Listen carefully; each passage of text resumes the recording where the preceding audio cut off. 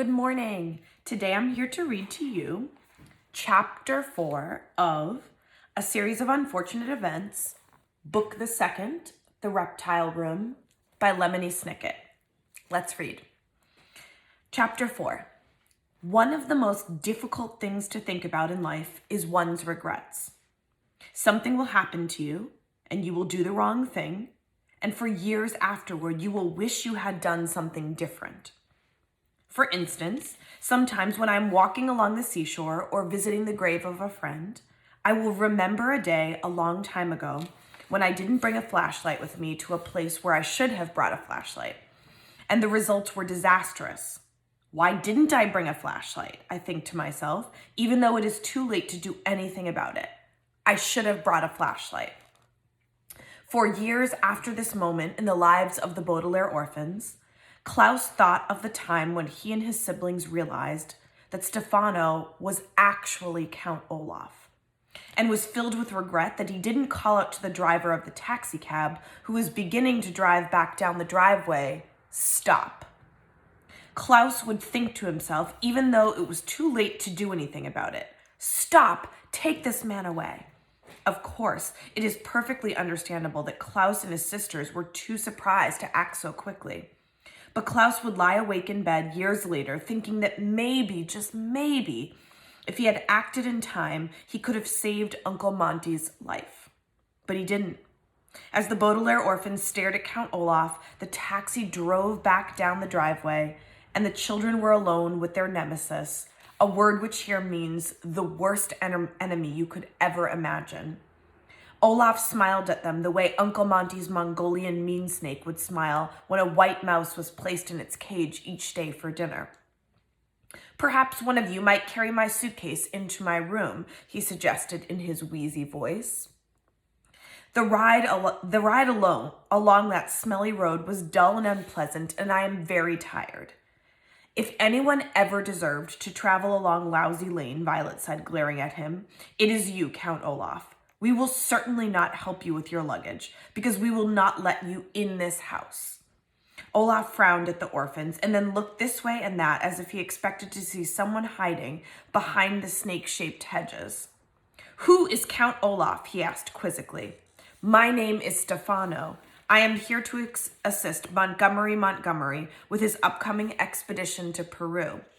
I assume you three are midgets who work as servants in the Montgomery home."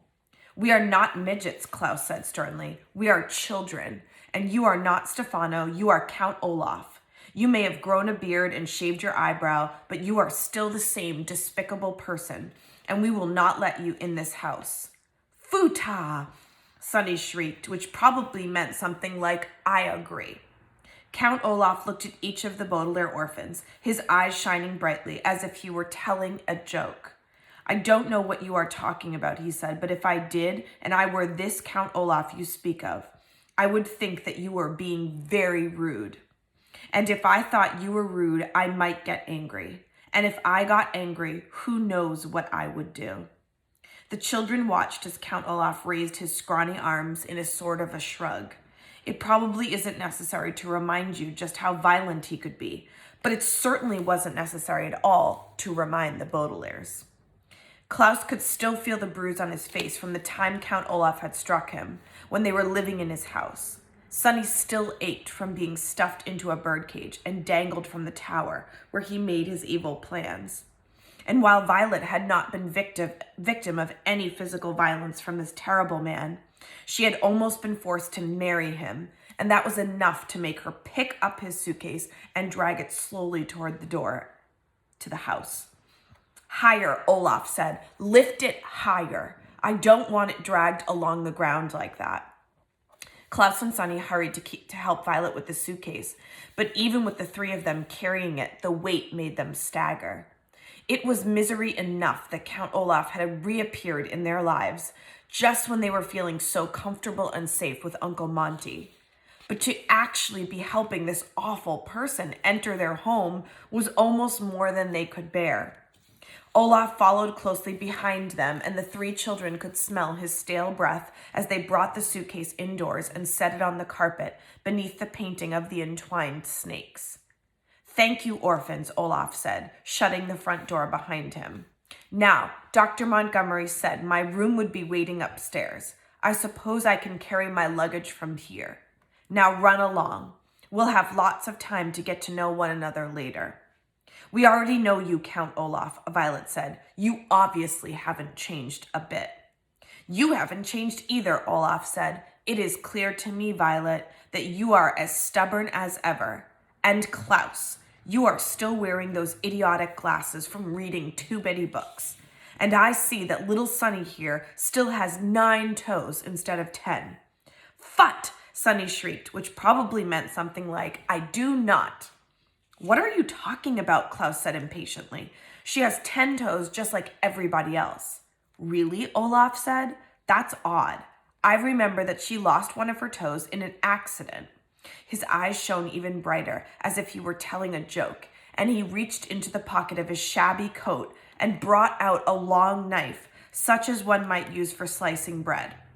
I seem to recall there was a man who was so confused by being called repeatedly by the wrong name that he accidentally dropped a knife on her little foot and severed one of her toes.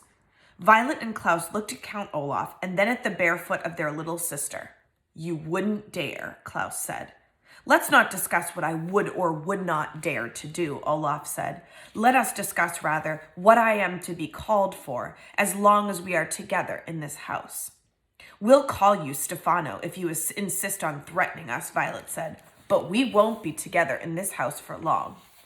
Stefano opened his mouth to say something, but Violet was not interested in continuing the conversation. She turned on her heel and marched primly through the enormous door of the reptile room, followed by her siblings. If you or I had been there, we would have thought that the Baudelaire orphans weren't scared at all, speaking so bravely like that to Stefano, and then simply walking away. But once the children reached the far end of the room, their true emotions showed clearly on their faces. The Baudelaires were terrified. Violet put her hands over her face and leaned against one of the reptile cages. Klaus sank into a chair, trembling so hard that his feet rattled against the marble floor. And Sonny curled up into a little ball on the floor, so tiny you might have missed her if you walked into the room. For several moments, none of the children spoke, just listened to the muffled sounds of Stefano walking up the stairs and their own heartbeats pounding in their ears. How did he find us? Klaus asked. His voice was a hoarse whisper, as if he had a sore throat. How did he get to be Uncle Monty's assistant? What is he doing here? He vowed that he'd get his hands on the Baudelaire fortune, Violet said, taking her hands away from her face and picking up Sonny, who was shivering. That was the last thing he said to me before he escaped. He said he'd get our fortune if it was the last thing he ever did. Violet shuddered and did not add that he'd also said that once he got their fortune, he'd do away with all 3 of the Baudelaire siblings. She did not need to add it. Violet, Klaus, and Sonny all knew that if he figured out a way to seize their fortune, he would slit the throats of the Baudelaire orphans as easily as you or I might eat a small butter cookie. What can we do? Klaus asked. Uncle Monty won't be back for hours. Maybe we can call Mr. Poe, Violet said. It's the middle of business hours, but maybe he could leave the bank for an emergency. He wouldn't believe us, Klaus said. Remember when we tried to tell him about Count Olaf when we lived there? He took such a long time to realize the truth. It was almost too late. I think we should run away. If we leave right now, we could probably get to town in time to catch a train far away from here. Violet pictured the 3 of them all alone, walking along Lousy Lane beneath the sour apple trees, with the bitter smell of horseradish encircling them. Where would we go? She asked. Anywhere, Klaus said. Anywhere but here. We could go far away where Count Olaf wouldn't find us and change our names so no one would know who we were. We haven't any money, Violet pointed out. How could we live by ourselves? We could get jobs, Klaus replied. I could work in a library maybe, and you could work in some sort of mechanical factory. Sonny probably couldn't get a job at her age, but in a few years she could.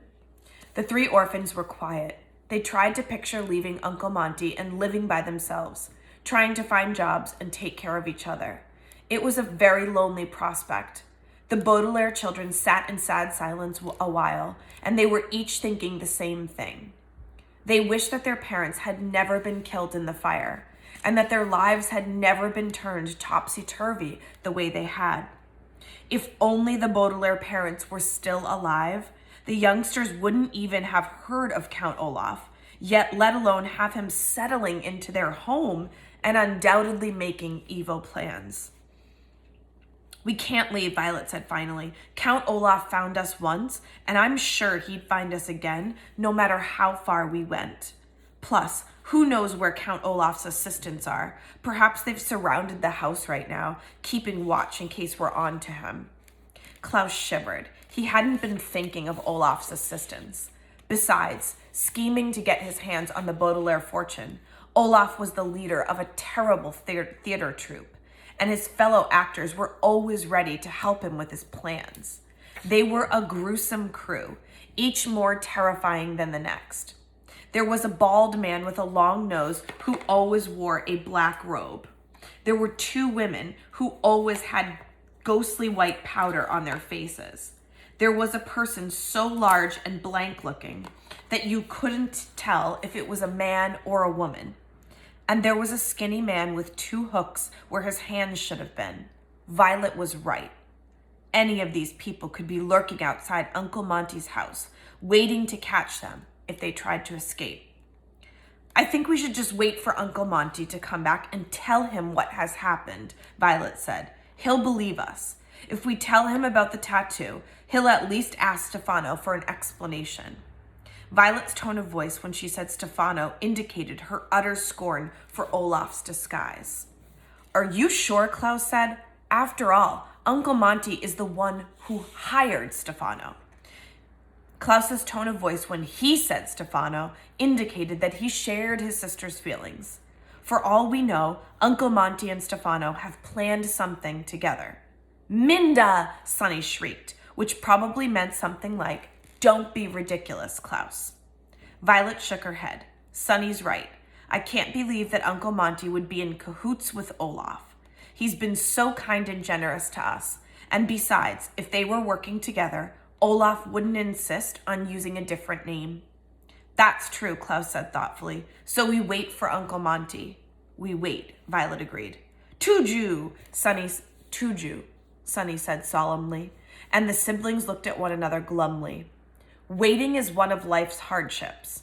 It is hard enough to wait for chocolate cream pie while burnt roast beef is still on your plate. It is plenty difficult to wait for Halloween when the tedious month of September is still ahead of you.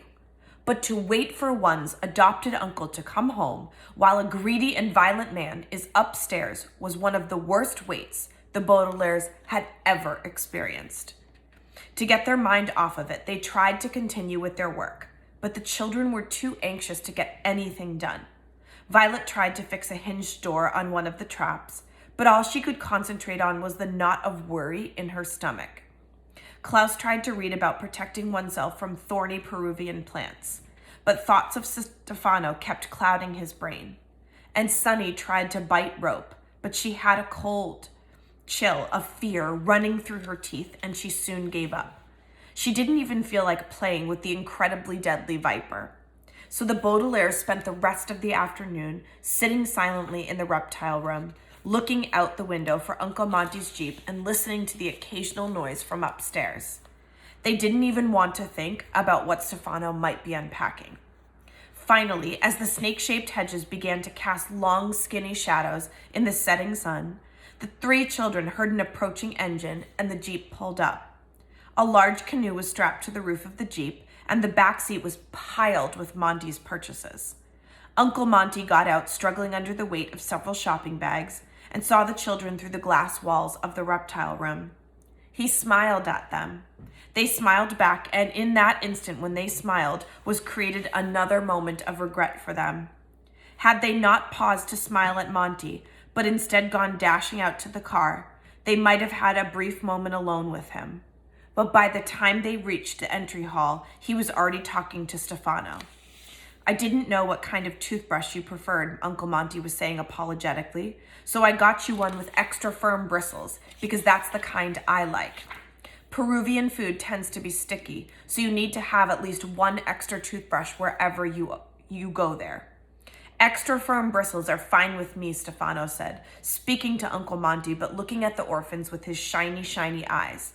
Shall I carry in the canoe? Yes, but my goodness, you can't carry it all by yourself. Klaus, please help Stefano, will you? Uncle Monty, Violet said, we have something very important to tell you. I'm all ears, Uncle Monty said, but first let me show you the wasp repellent I picked up.